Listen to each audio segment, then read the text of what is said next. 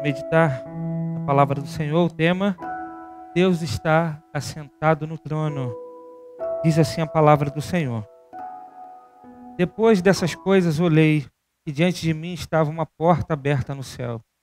A voz que eu tinha ouvido no princípio, falando comigo como trombeta, disse: Suba para cá, e mostrarei a você o que deve acontecer depois dessas coisas. Imediatamente me vi tomado pelo Espírito, e diante de mim estava um trono no céu, e nele estava assentado alguém. Aquele que estava sentado era de aspecto semelhante a jaspe e sardônio. Um arco-íris, parecendo uma esmeralda, circundava o trono, ao redor do que estavam outros 24 tronos, e assentados neles havia 24 anciãos. Eles estavam vestidos de branco e na cabeça tinham coroas de ouro. Do trono saíam relâmpagos, vozes e trovões, e diante dele estavam acesas 7 lâmpadas de fogo, que são os 7 Espíritos de Deus. E diante do trono havia algo parecido como um mar de vidro, claro como um cristal. No centro, ao redor do trono, havia 4 seres viventes, cobertos de olhos, tanto na frente como atrás. O primeiro se parecia um leão, o segundo parecia um boi, o terceiro tinha rosto como de homem, o quarto parecia uma águia em voo. Cada um deles tinha 6 asas e era cheio de olhos, tanto ao redor como por baixo das asas. Dia e noite repetem sem cessar: Santo, Santo, Santo é o Senhor, o Deus Todo-Poderoso, o que era, que é e que há de vir. Toda vez que os seres viventes dão glória, honra e graças àquele que está sentado no trono e que vive para todo sempre, os 24 anciãos se prostram diante daquele que está sentado no trono e adoram aquele que vive para todo sempre. Eles lançam as suas coroas diante do trono e dizem: Tu, Senhor e Deus nosso, és digno de receber a glória, a honra e o poder, porque criaste todas as coisas e por tua vontade elas existem e foram criadas. Amém? Que o Senhor abençoe o nosso coração à luz de sua palavra. Meus irmãos, vamos orar mais uma vez? Pai, em nome de Jesus, nós pedimos ao Senhor que o teu Santo Espírito conduza esse momento. Que a tua palavra que foi lida seja explicada e aplicada aos nossos corações. Que saiamos, ó Deus, deste culto edificados por tua palavra. E que nós saiamos também, ó Deus, confiando no Senhor, confiando no teu governo, na tua soberania. O Senhor está sentado no trono, governando sobre todas as coisas. Ó Deus, obrigado por essa mensagem. Obrigado por esse livro do Apocalipse, que nos revela, ó Deus, que nada foge das tuas mãos. E que o Senhor está cuidando de todas as coisas e principalmente de nós, a tua igreja. Obrigado, ó Pai. Nós te agradecemos e te louvamos em nome de Jesus. Amém e amém. Amém, meus irmãos. Essa mensagem de hoje nós vamos fazer um pouquinho diferente. Quero, de alguma forma, aqui expor para os irmãos, versículo por versículo, para que a gente extraia desse texto os símbolos que aqui estão, para que a gente consiga, de alguma maneira, decifrar o que esses símbolos têm a nos dizer. Depois nós vamos ver, então, o texto sem esses símbolos, para depois fazer as aplicações ao nosso coração. Então, nós queremos, de alguma maneira, tentar fazer com que você que está em casa entenda o que o capítulo 4 do Apocalipse quer dizer, o que esta revelação de Jesus Cristo tem a falar ao coração da igreja. É muito importante nós entendermos o livro do Apocalipse. E eu quero, então, encorajar você a ficar atento, a prestar atenção, para que você consiga depois, por você mesmo, na leitura da palavra do Senhor, compreender o que esse texto tem a nos dizer. Tá certo? Então eu conto com a sua atenção e com a sua ajuda. Muito bem, meus irmãos. Nós precisamos lembrar rapidamente aqui o contexto. João está na ilha de Patmos, está exilado por conta da perseguição. Se nós compreendermos que o contexto imediato da carta é o contexto de perseguição do Império Romano, na segunda grande perseguição do império contra os cristãos. Então nós estamos vendo, o texto aqui, já no final do primeiro século, depois que a maior parte dos apóstolos já haviam morrido, e João está na ilha de Patmos. A igreja está vivendo um momento dificílimo de sua história. A igreja está vivendo um momento não só de sofrimento físico, de perseguição, mas a igreja está vivendo uma angústia por perceber que as coisas estão desmoronando. Parece que a igreja vai ser derrotada. Parece que a igreja não prosseguirá.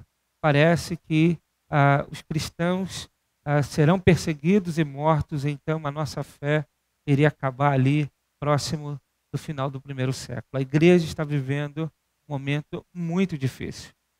É nesse momento que João está na ilha de Patmos, exilado, e ele então recebe a revelação do Apocalipse. Jesus Cristo aparece para ele, e é interessante que Cristo, antes de trazer a João e em seguida à igreja a revelação das coisas que iriam acontecer, ou seja, das coisas que estariam para acontecer em termos de futuro, a partir daquela igreja, a partir da igreja do primeiro século, Jesus se apresenta como aquele que conhece a igreja.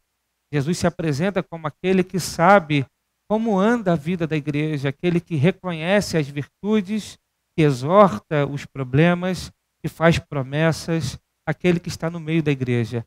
Cristo se apresenta como aquele que conhece a igreja. Então, antes de dizer que ele conhece o mundo, a história e tudo aquilo que ainda ia acontecer, Cristo faz questão de se apresentar e dizer que conhece a igreja. E é nesse sentido, é por isso que João começa o capítulo 4 dizendo: depois dessas coisas olhei, e diante de mim estava uma porta aberta no céu. A voz que eu tinha ouvido no princípio, falando comigo como trombeta, disse: suba para cá, e lhe mostrarei o que deve acontecer depois dessas coisas. Então, meus irmãos, João começa o versículo 1 dizendo: depois dessas coisas olhei. Depois, que coisas são essas? Depois da revelação de Jesus a respeito da igreja. Depois que Jesus revelou o conteúdo das mensagens, das cartas que deveriam ser enviadas para as igrejas da Ásia. Depois dessas coisas, João olha e diante dele estava uma porta aberta no céu.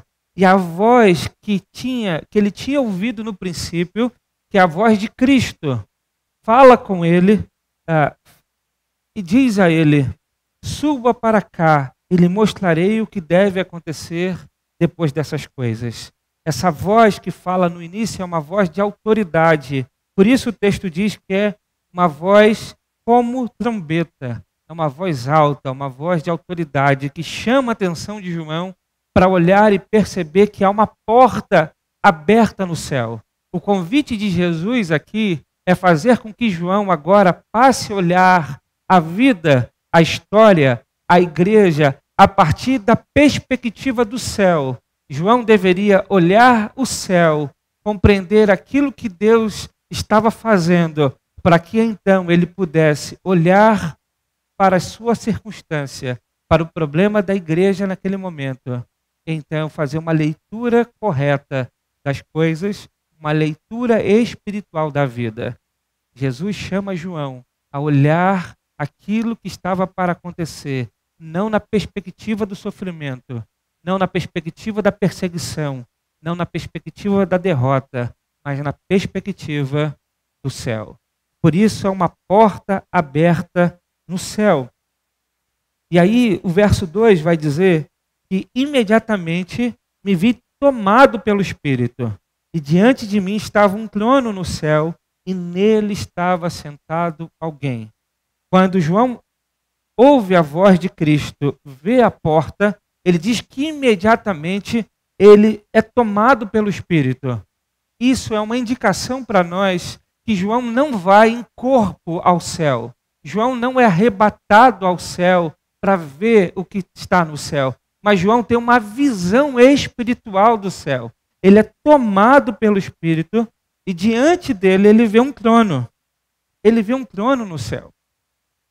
E nesse trono, ele vê alguém assentado.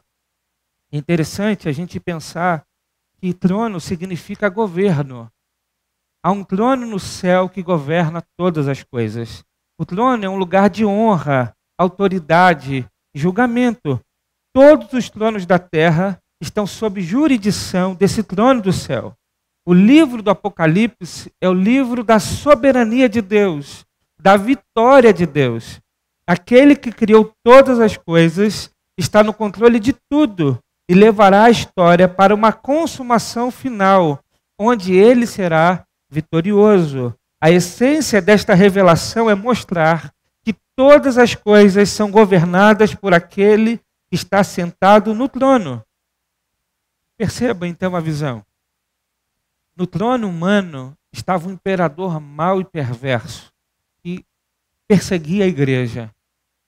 Mas esse imperador mau e perverso, ele estava debaixo daquele que governa todas as coisas. Quando João olha e percebe que há um trono no céu, e João percebe que há um lugar onde o lugar onde Deus comanda todas as coisas. O trono é o verdadeiro centro do universo. Esse trono não está na terra, ele está no céu. É interessante pensar que o trono não está vazio, mas alguém está sentado no trono. Se João olha o trono vazio, certamente o coração do apóstolo ficaria em desespero.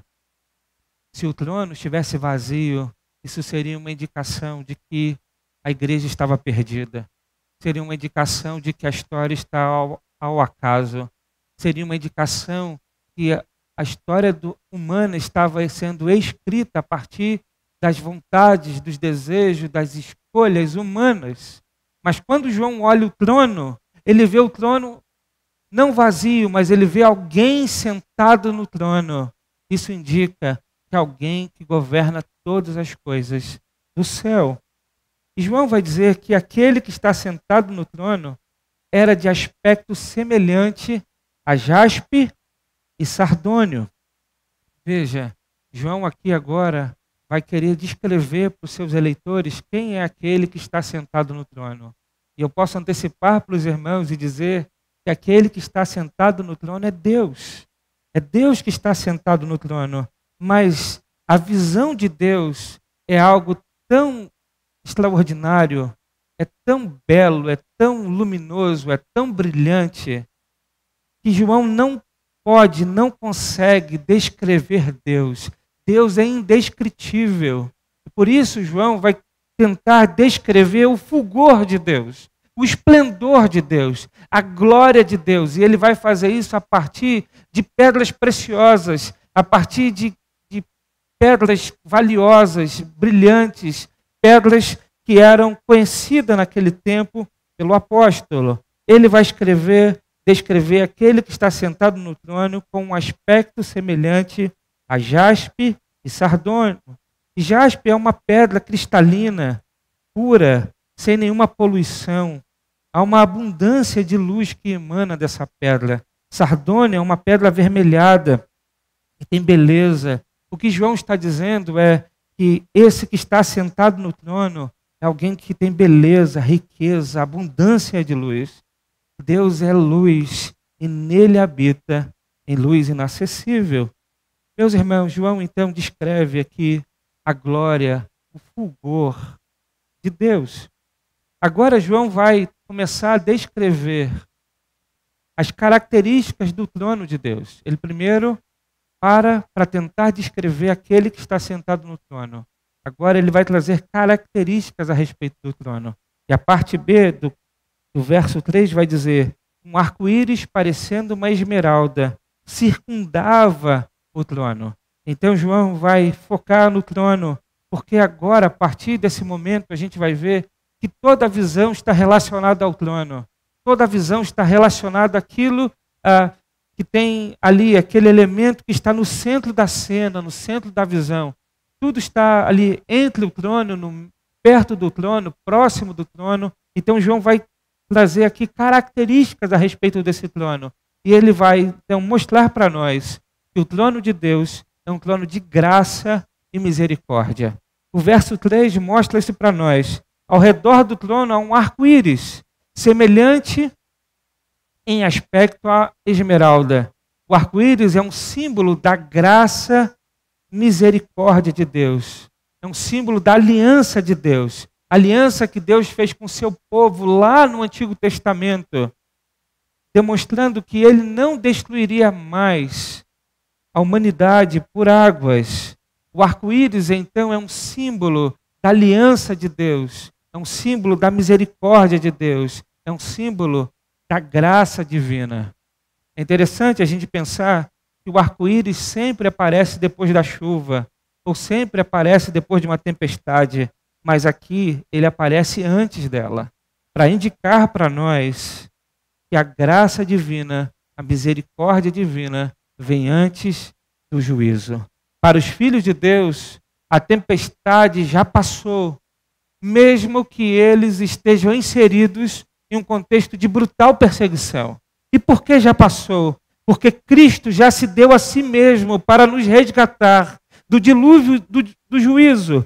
Cristo se entregou por si mesmo, se entregou ao olho do furacão, ao olho da tempestade, para fazer com que nós pudéssemos estar livres de qualquer juízo de Deus.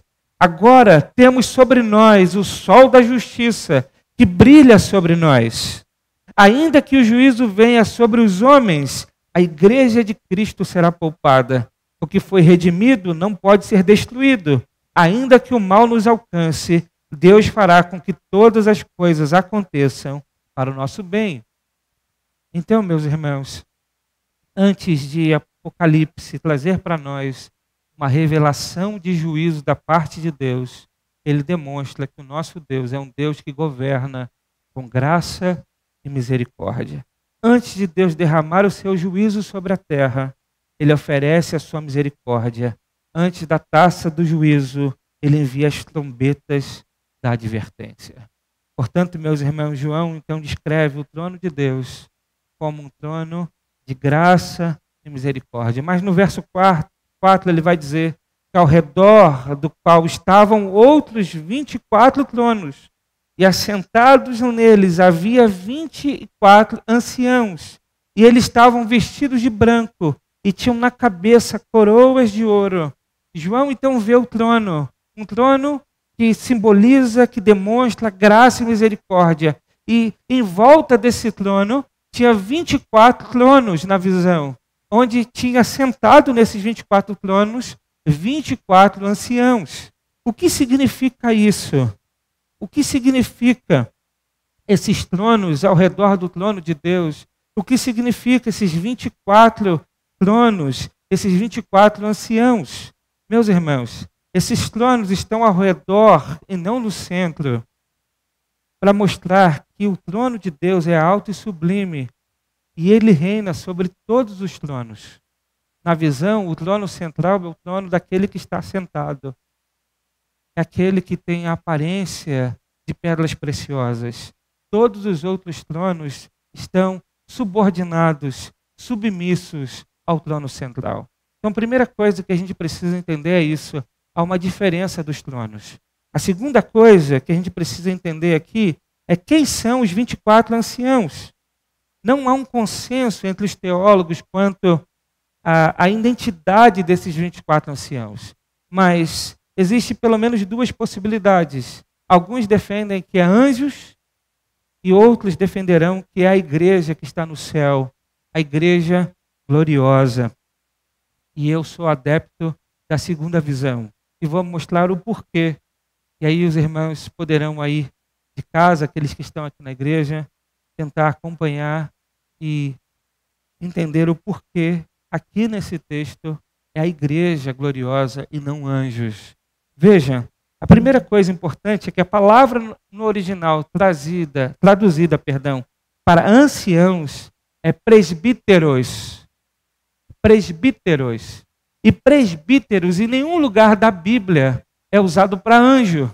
Em nenhum lugar da Bíblia.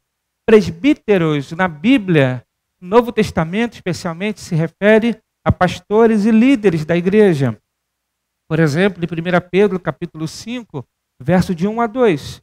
Portanto, apelo para os presbíteros que há entre vocês. Eu faço na qualidade de presbítero como eles e testemunha dos sofrimentos de Cristo.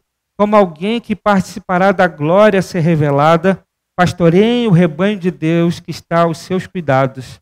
Olhem por ele, não por obrigação, mas de livre vontade, como Deus quer. Não façam isso por ganância, mas com o desejo de servir. Então a palavrinha ali, que é traduzido para anciãos, é a mesma palavrinha que aqui é traduzido para presbíteros. Esse é o primeiro ponto. Então a gente não vê em nenhum lugar da Bíblia a palavrinha presbítero ser utilizada para anjos.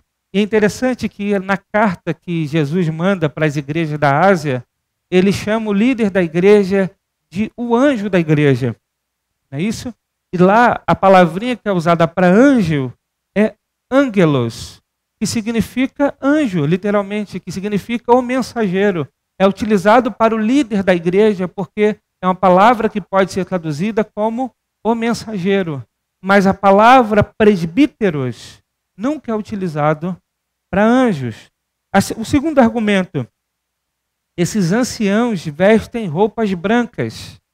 E já vimos que Jesus havia prometido vestes brancas para os vencedores da igreja de Sardes e que eles seriam reconhecidos diante de Deus Pai e dos anjos. Veja o texto em Apocalipse 3, verso 4 e 5. No entanto, você tem aí em Sardes uns poucos que não contaminaram as suas vestes. Eles andaram comigo, vestido de branco, pois são dignos. O vencedor será igualmente vestido de branco. Jamais apagarei o seu nome do livro da vida, mas o reconhecerei diante do meu Pai e dos seus anjos. Então, o próprio livro do Apocalipse, num capítulo anterior, usa o símbolo de vestes brancas para a igreja. Então, parece ser um pouco estranho utilizar esse símbolo agora para anjo. Vestes brancas simbolizam santidade, pureza. Esses anciãos ainda, em terceiro lugar, o terceiro argumento, usam coroas. E vimos que Jesus prometeu para os que foram fiéis até a morte da igreja de Esmirna a coroa da vida. Veja o texto, Apocalipse capítulo 2, verso 10. Não tenha medo do que você está prestes a sofrer. Saibam que o diabo lançará alguns de vocês na prisão para prová-los. E vocês sofrerão perseguição durante 10 dias. Seja fiel até a morte, e eu lhe darei a coroa da vida. Jesus ainda alertou a igreja de Filadélfia para ter cuidado para que ninguém tomasse a coroa deles. Isso está em Apocalipse, capítulo 3, verso 11. Venham em breve, retenham o que você tem, para que ninguém tome a sua coroa. Então nós vemos também, assim como as vestes brancas, a coroa sendo usada como um símbolo para a igreja, tanto no capítulo 2 quanto no capítulo 3. Coroa simboliza galardão, premiação, reino, privilégios. E o quarto argumento, esses anciãos estão assentados em tronos. E Jesus prometeu à igreja de Laodiceia que aqueles que vencessem assentariam com ele em seu trono. Isso está em Apocalipse capítulo 3, verso 21.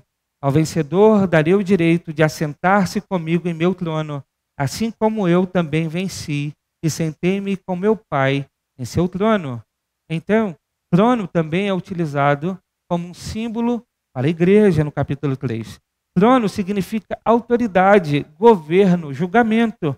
E Jesus prometeu à igreja de Tiatira que aquela igreja receberia autoridade sobre as nações. Veja, Apocalipse 2, verso 28. Aquele que vencer e fizer a minha vontade até o fim, darei autoridade sobre as nações. Ele as governará com cetro de ferro e as despedaçará a um vaso de barro. Eu lhes darei a mesma autoridade que recebi, autoridade de meu Pai. Também lhe darei a estrela da manhã. Então, Cristo promete à igreja de Tiatira, dá a eles autoridade sobre as nações. Muito bem. Além disso, nós encontramos indicações de outros livros da Bíblia que mostram que a igreja receberia autoridade para julgar, para sentar em tronos. Por exemplo, Mateus capítulo 29, verso 28 a 30, nas palavras de Jesus. Digo-lhes a verdade, por ocasião da regeneração de todas as coisas, quando o Filho do Homem se assentar em seu trono glorioso, vocês que me seguiram também se assentarão em 12 tronos, para julgar as 12 tribos de Israel, e todos os que tiverem deixado casas, irmãos, irmãs, pai, mãe, filhos ou campos para a minha causa, receberão 100 vezes mais e herdarão a vida eterna. Contudo, muitos primeiros serão últimos, e muitos últimos serão primeiros. E ainda nas palavras de Paulo, em 1 Coríntios capítulo 6, verso 2 a 3, a Bíblia diz: vocês não sabem que os santos hão de julgar o mundo? Se vocês hão de julgar o mundo, acaso não são capazes de julgar as causas de menor importância? Vocês não sabem que haveremos de julgar os anjos, quanto mais as coisas dessa vida. Portanto, concluo o meu argumento dizendo que os 24 anciãos é um símbolo do povo de Deus, é um símbolo da igreja gloriosa, é um símbolo da igreja do Velho e do Novo Testamento, é a representação da igreja em sua totalidade. João então vê um trono, ele tem uma porta aberta no céu, ele entra, ele vê um trono, Deus assentado no trono. Esse trono é de graça e misericórdia, e em volta desse trono está a igreja gloriosa, a igreja de Cristo assentada em trono, governando e reinando juntamente com Deus. No verso 5, João volta a olhar para o trono e ele vai dizer que do trono saíam relâmpagos, vozes e trovões. Diante dele estavam acesas 7 lâmpadas de fogo, que são os 7 Espíritos de Deus. Os relâmpagos aqui, as vozes, os trovões, são evidências de juízo e de ira. O arco-íris foi visto antes dos relâmpagos. A graça sempre antecede o julgamento. Aqueles que recusaram a misericórdia terão que suportar o juízo. Quem não foi purificado pelo sangue terá que suportar o fogo do juízo divino. Aqui o texto então está mostrando para nós que o mesmo trono de Deus, que é de graça e misericórdia, é um trono santo, justo, que julgará. É um trono de ira. Perceba? A gente começa a observar aqui em tantas outras passagens da Bíblia que não há uma separação, não há como acreditar apenas no Deus gracioso e misericordioso. Esse Deus que é gracioso e misericordioso também é um Deus justo, também é um Deus santo e um Deus que se ira contra o pecado. O mesmo trono, ele demonstra misericórdia e graça e também demonstra juízo. A graça vem antes do juízo. Na primeira vinda de Jesus veio a graça. Na segunda vinda virá em juízo. É tão interessante que é um texto, eu não vou ler agora, para a gente não perder tempo, mas é um texto de Isaías que diz que quando Cristo viesse, ele libertaria os cativos, ele traria libertação, ele demonstraria graça. E aí é interessante, é curioso que Jesus está em Nazaré, ele vai na sinagoga, e ele lá, dão a ele o livro de Isaías, quando ele abre, ele lê o mesmo texto de Isaías. E ele lê o texto exatamente como está Isaías, exceto a parte que fala que esse também traria juízo. O texto de Isaías diz que traria graça e juízo. Ele lê e diz, aqui eu trago graça, porque o juízo virá na sua volta. O trono de Deus é um trono de graça e de juízo. O Espírito de Deus aqui se manifesta como tochas. E aqui é um símbolo da pessoa do Espírito Santo.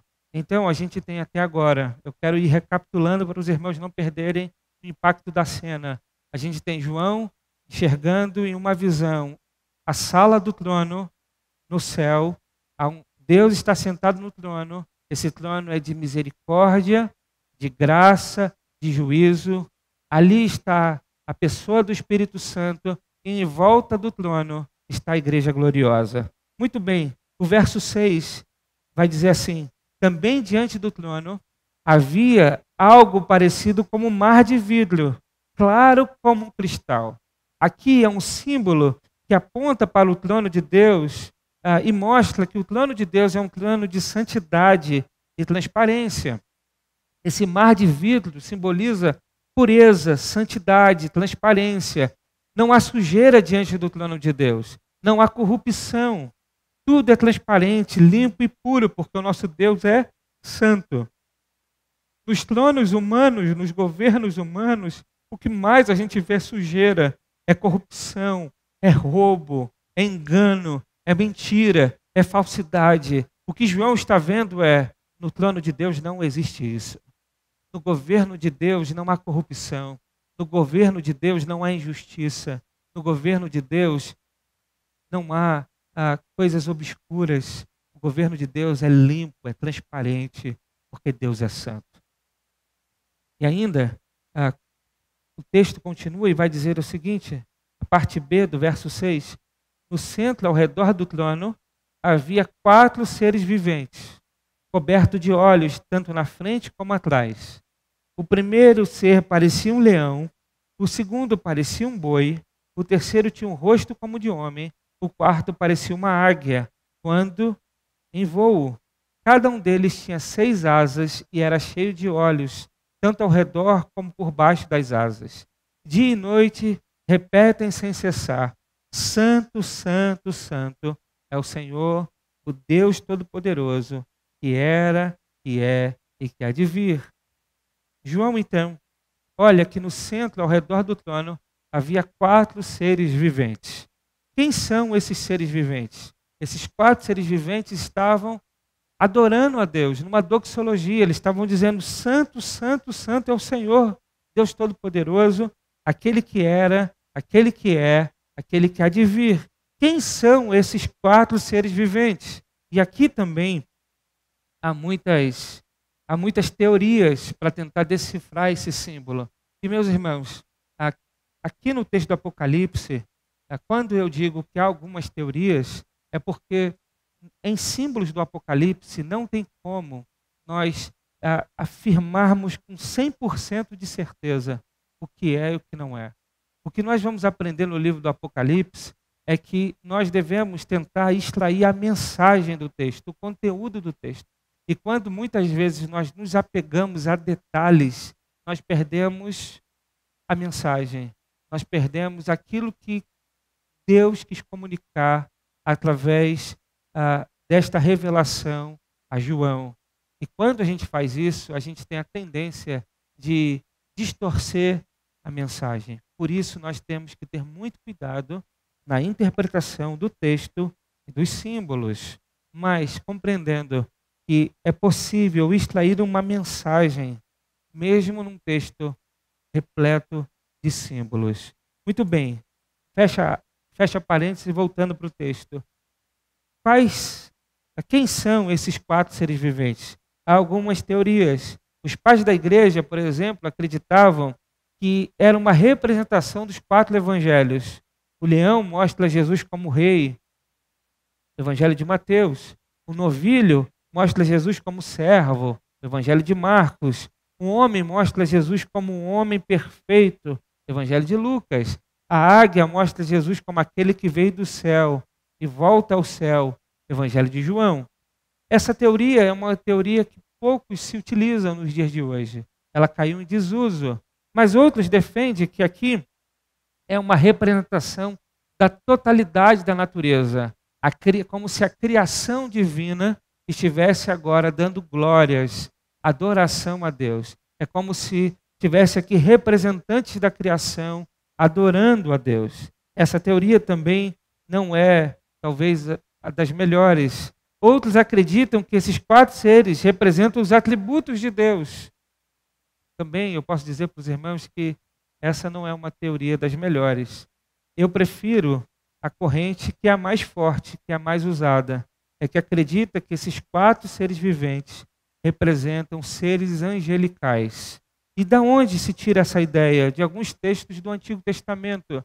Eu quero citar 3 para mostrar aos irmãos a semelhança desses seres aqui, desses seres viventes, com textos do Antigo Testamento, com visões que os profetas do Antigo Testamento tiveram. E eu quero citar o texto de Ezequiel, capítulo 1, do verso 4 ao 14. O texto diz assim: Olhei e vi uma tempestade que vinha do norte, uma nuvem imensa com relâmpagos e faíscas, e cercada por uma luz brilhante. O centro do fogo parecia metal reluzente, e no meio do fogo havia 4 vultos que pareciam seres viventes. Na aparência tinham forma de homem, mas cada um deles tinha 4 rostos e 4 asas. Suas pernas eram retas, seus pés eram como os de um bezerro e reluziam como bronze polido. Debaixo de suas asas, nos 4 lados, tinham mãos humanas. Os 4 tinham rostos e asas, e as suas asas encostavam uma nas outras. Quando se moviam, andavam para frente e não se viravam.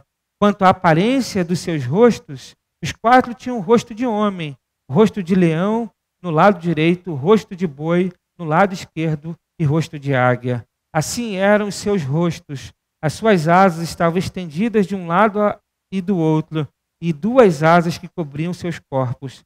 Cada um deles ia sempre para frente. Para onde quer que fosse o espírito, eles iam e não se viravam quando se moviam. Os seres viventes pareciam carvão aceso, eram como tochas. O fogo ia de um lado ao outro entre os seres viventes, e do fogo saíam relâmpagos e faíscas. Os seres viventes iam e vinham como relâmpagos. Ezequiel capítulo 10, verso 20 a 22, o mesmo profeta vai dizer em outro momento: esses seres viventes, numa outra visão que ele tem, eram os mesmos que eu vi debaixo do Deus de Israel, junto ao rio Quebar, e percebi que eles eram querubins. Cada um tinha 4 rostos e 4 asas, e debaixo de suas asas havia o que pareciam mãos humanas. Seus rostos tinham a mesma aparência daqueles que eu tinha visto junto ao rio Quebar. Todos iam sempre para a frente. Então, nessa outra visão, Ezequiel descobre que esses 4 seres viventes eram querubins. E aí, quando a gente abre o texto lá de Isaías, capítulo 6, verso de 1 a 3, nós temos uma visão de Isaías do trono de Deus. E o texto vai dizer: no ano em que o rei Uzias morreu, eu vi o Senhor assentado no trono alto e exaltado, e a aba de sua veste enchia o templo. Acima dele estavam serafins. Cada um deles tinha 6 asas, com 2 cobriam o rosto, com 2 cobriam os pés e com 2 voavam. E proclamavam uns aos outros: Santo, Santo, Santo é o Senhor dos exércitos. A terra inteira está cheia da sua glória.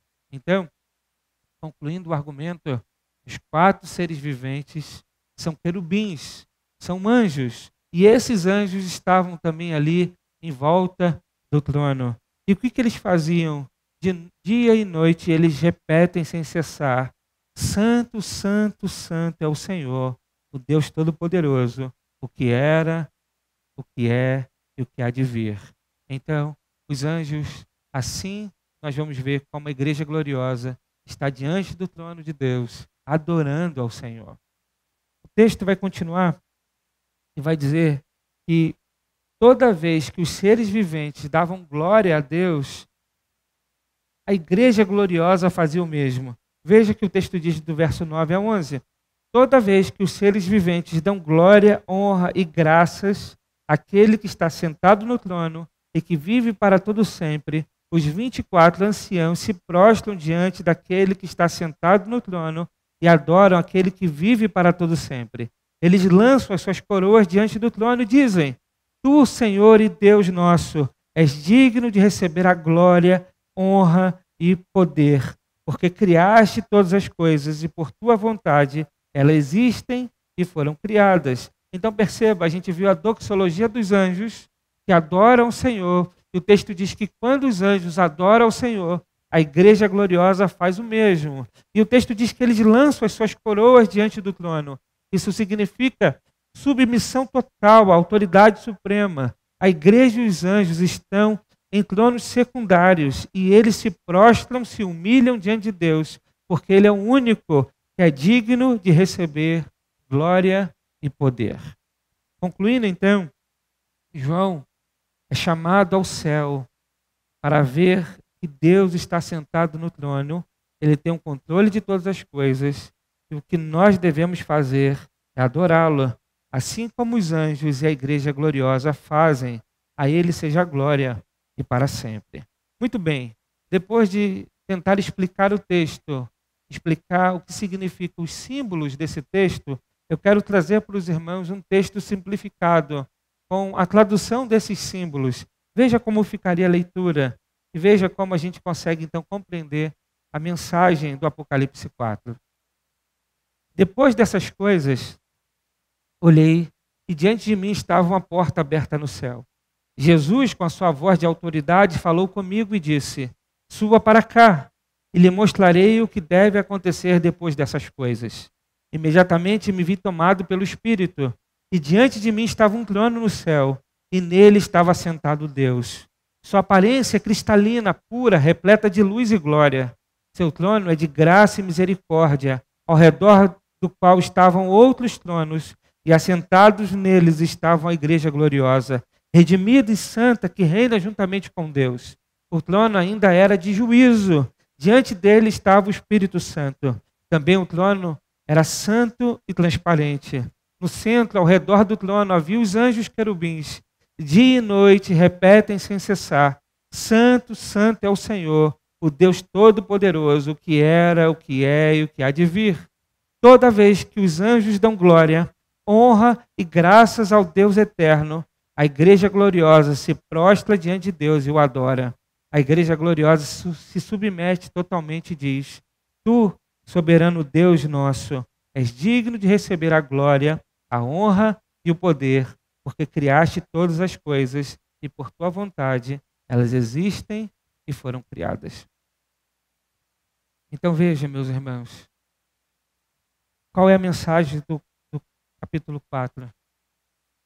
A mensagem do capítulo 4 é uma revelação da parte de Deus para João, da parte de Deus para a igreja, para mostrar à igreja que a igreja não está perdida, a igreja não está derrotada, a igreja não está sob o domínio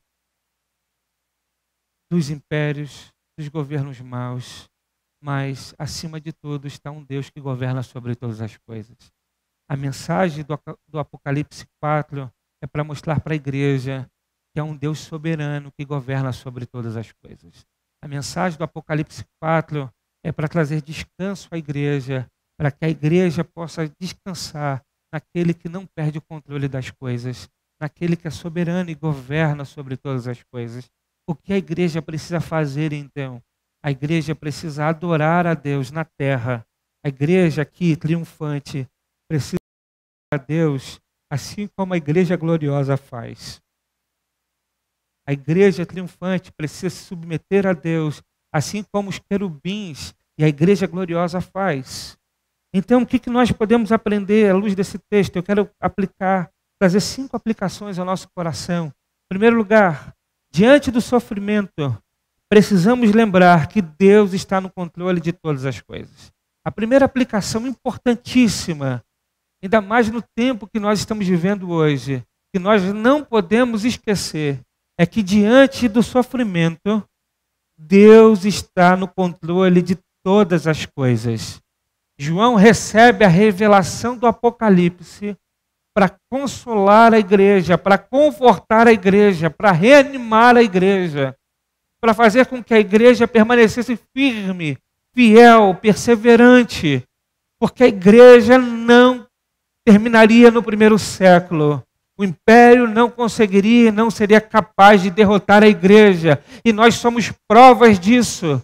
Porque 2000 anos depois nós estamos aqui em meio de uma pandemia pregando o evangelho, dizendo que Deus é soberano e governa sobre todas as coisas. Nós precisamos lembrar que Deus está no controle das coisas.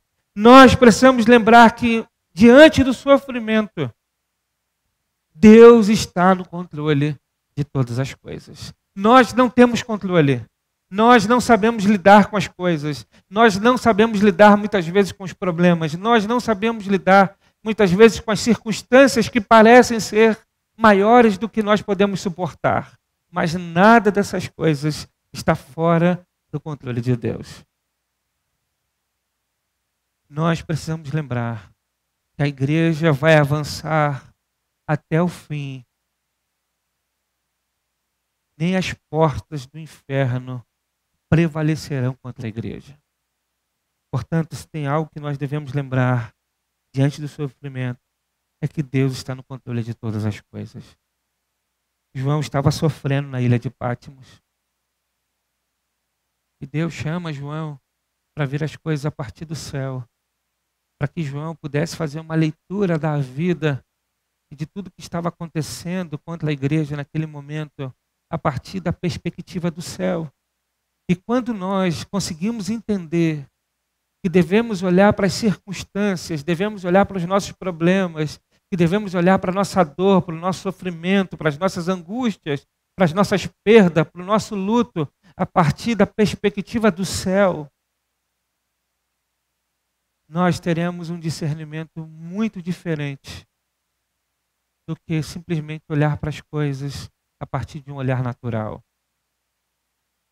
Deus chama João para olhar as coisas a partir do céu. Assim, Deus também chama a igreja, Deus também nos chama a olhar para a vida a partir da perspectiva do céu. A partir desse momento, Deus vai trazer revelações de muitas coisas que estavam para acontecer.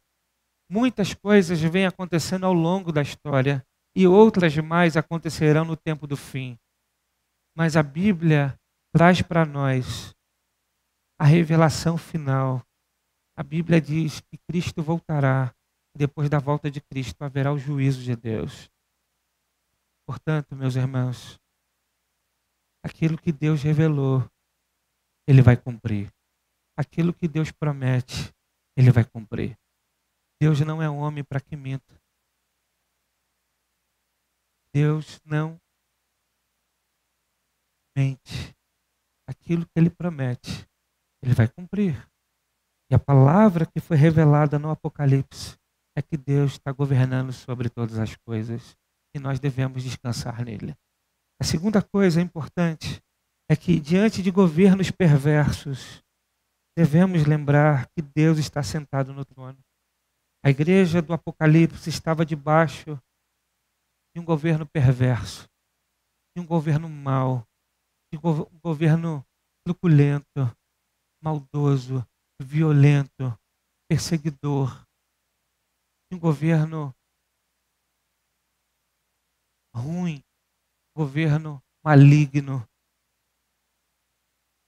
Ao ponto, nós vamos ver isso mais na frente, que João, ao escrever e usar símbolos, vai usar símbolos, por exemplo, da besta, para identificar-se com esses governos perversos. Nós vamos ver que no contexto daquela época, a igreja olhava para o imperador, o império, com medo, porque o império era mau. O império era mau. Foi a segunda pior perseguição contra o cristianismo que está acontecendo aqui, no contexto do Apocalipse. Mas, veja, diante de governos perversos, devemos lembrar que Deus está sentado no trono. Diferente da situação de Apocalipse, mas tão ruim como essa situação, é a situação que nós vivemos. Estamos diante de governos perversos, governos maus, porque um governante que é capaz de desviar dinheiro da saúde, de ganhar dinheiro superfaturando compra de respirador, é tão criminoso, é tão mau e tão perverso como um governante que persegue a igreja, como um imperador que perseguiu a igreja no primeiro século.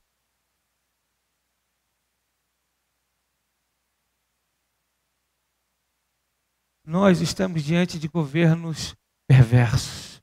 Nós estamos submetidos a autoridades corruptas, autoridades que não são justas, a autoridades que distorcem a lei para se aproveitar cada vez mais da vida do povo.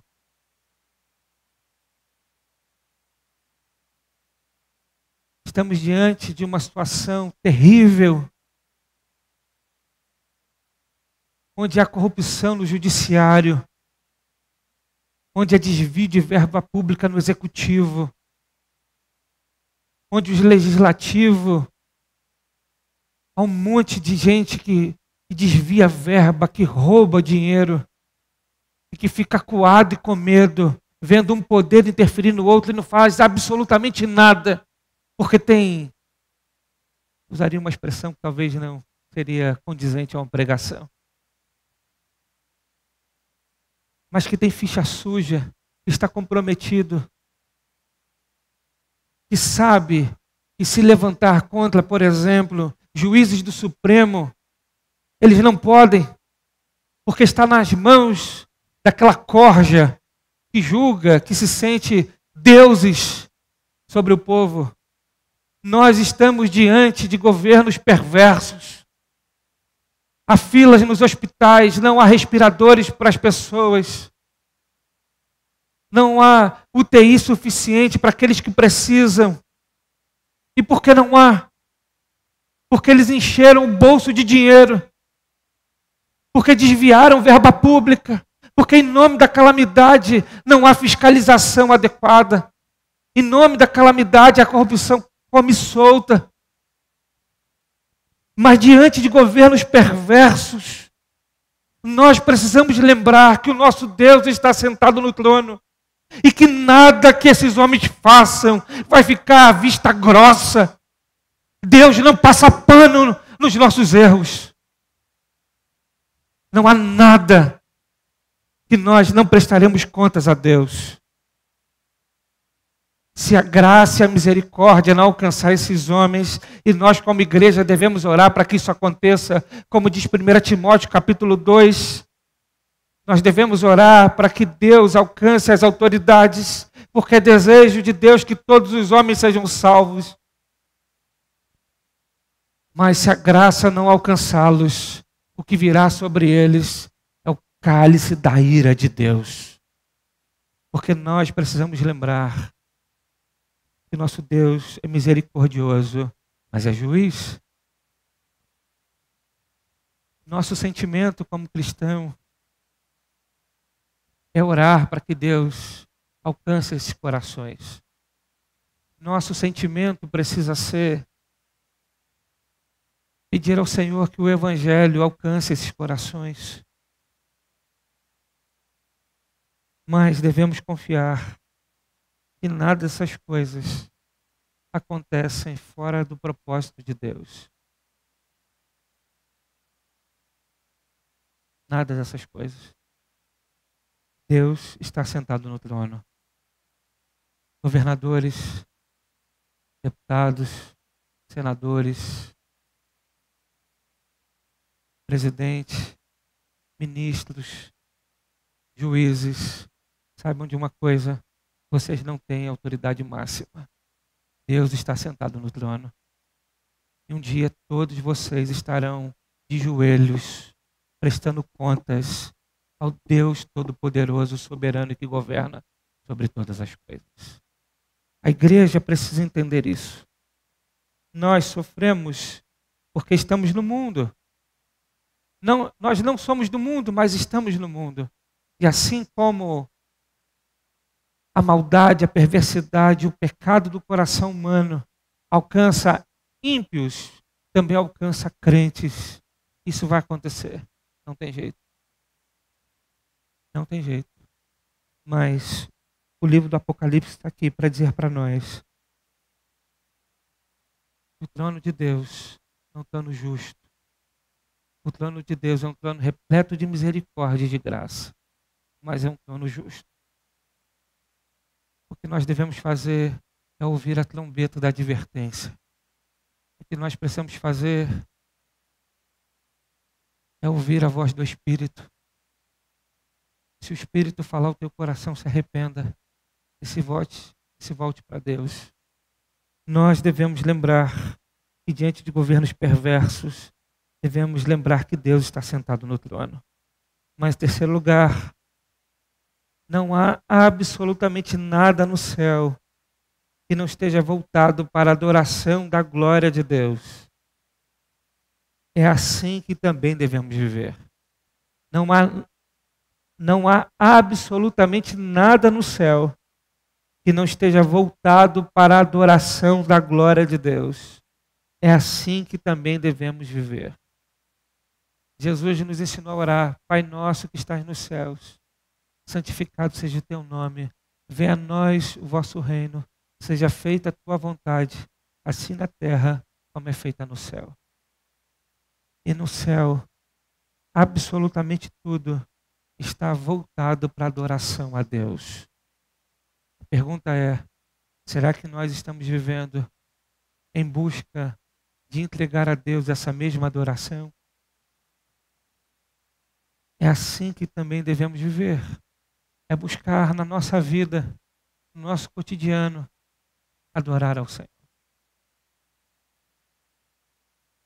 Adoração não é apenas no ajuntamento público. É importante o culto público, mas a adoração é o tempo todo, é todo dia, é toda hora. E quando pecamos, saímos do culto. Mas devemos nos arrepender e voltar para Deus, porque Ele perdoa os nossos pecados. Voltamos para o culto novamente. Mas o ponto é: será que o nosso coração está voltado a desejar, a buscar, a tentar nos comprometer, a consertar nossa vida, a consertar os nossos relacionamentos, a consertar as nossas emoções, a consertar as nossas finanças, a consertar a criação dos nossos filhos, a consertar o nosso casamento, a consertar a maneira como lidamos com os nossos pais, a consertar a maneira como nós fazemos os nossos negócios, a consertar a maneira como nós lidamos com os nossos funcionários, a consertar a maneira como nós lidamos com os patrões. Será que nós estamos dispostos a buscar a consertar?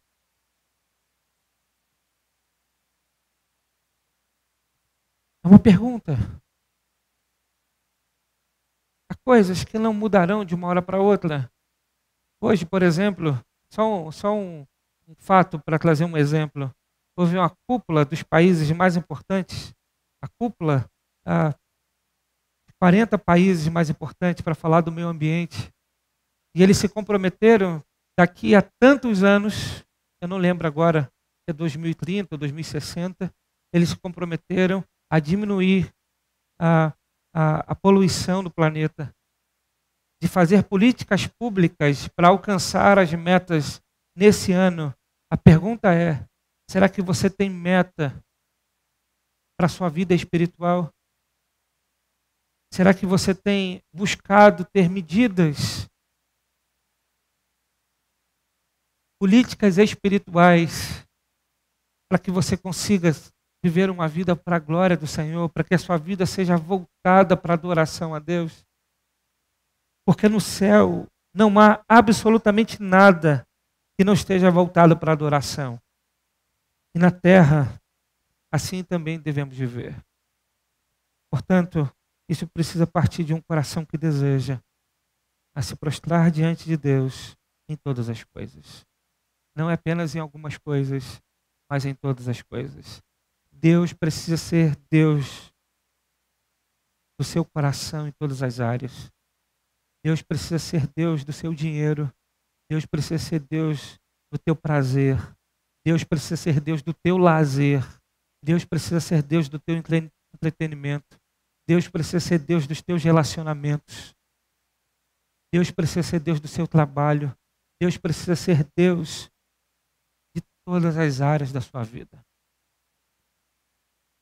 Mas, em quarto lugar, em nossa adoração coletiva, devemos fazer o máximo para reproduzirmos o tipo de adoração que o Apocalipse nos ensina. Falamos da oração particular, individual. Nosso desejo precisa fazer tudo para a glória do Senhor. Mas a nossa adoração coletiva precisa espelhar a adoração que é reproduzida no céu e que o Apocalipse revela para nós. E se a gente parar para ver a adoração dos anjos, a adoração da igreja gloriosa, é uma adoração de exaltação a Deus. É uma adoração que reconhece que Deus é santo. É uma adoração que reconhece que Deus é todo-poderoso. É uma adoração que reconhece que nosso Deus é um Deus eterno. Aquele que é e que o há de vir. A pergunta que nós precisamos fazer é se também nós estamos trabalhando para fazer com que a adoração coletiva seja uma adoração que espelha, que reproduz o tipo de adoração do Apocalipse. Será que nós estamos dispostos, de fato, a coletivamente, como corpo de Cristo, nós entregarmos a Deus, nos prostrarmos diante dele, nos submetermos a ele e reconhecermos seus atributos, a sua beleza, a sua majestade? Como é que nós desejamos adorar a Deus coletivamente? Será que a gente quer louvores que exaltam a Deus ou louvores que tocam o nosso coração? Louvores que elogiam a Deus ou louvores que trazem arrepio? Louvores que geram um coração quebrantado ou louvores que geram um emocionalismo barato? É algo que nós precisamos pensar. Se a nossa adoração coletiva está espelhando a adoração do céu, a adoração que é revelada para nós. E nós precisamos pensar nisso. Sabe por quê, meus irmãos? Quando Deus traz revelação daquilo que há no céu, é o referencial máximo que nós temos. Por isso nós devemos pensar. Mas em último lugar, ainda estamos vivendo em um tempo onde experimentamos a misericórdia e a graça de Deus. Mas chegará a hora que virá sobre os ímpios o juízo do Senhor. Busque a Deus enquanto se pode achar. Ainda estamos vivendo em um tempo onde experimentamos misericórdia e graça de Deus. Mas chegará a hora que sobre os ímpios o juízo do Senhor virá. Busque a Deus enquanto se pode achar. Se hoje já sofremos com a pandemia, que dirá quando a mão do Senhor baixar o seu juízo final? Se hoje nós sofremos, se naquele tempo a igreja sofria perseguição, que dirá que a humanidade sofrerá quando Deus baixar a sua mão de juízo? Esse tempo é um tempo de misericórdia ainda. Esse tempo é um tempo de graça. Há muita gente confundindo isso. Mas esse tempo ainda é um tempo de graça e de misericórdia. Mas um dia o juízo de Deus virá. E a palavra ao nosso coração é: devemos buscar a Deus enquanto se pode achar.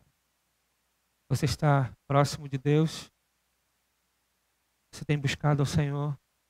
Você tem vivido uma vida para Ele? Você tem buscado Ele cada vez mais diante desse problema que nós estamos vivendo? A pandemia tem te aproximado de Deus ou tem afastado você? O caminho é voltar-se para Deus em arrependimento. Busque a Deus enquanto se pode achar. Por enquanto, Cristo chamou João apenas para olhar para o céu.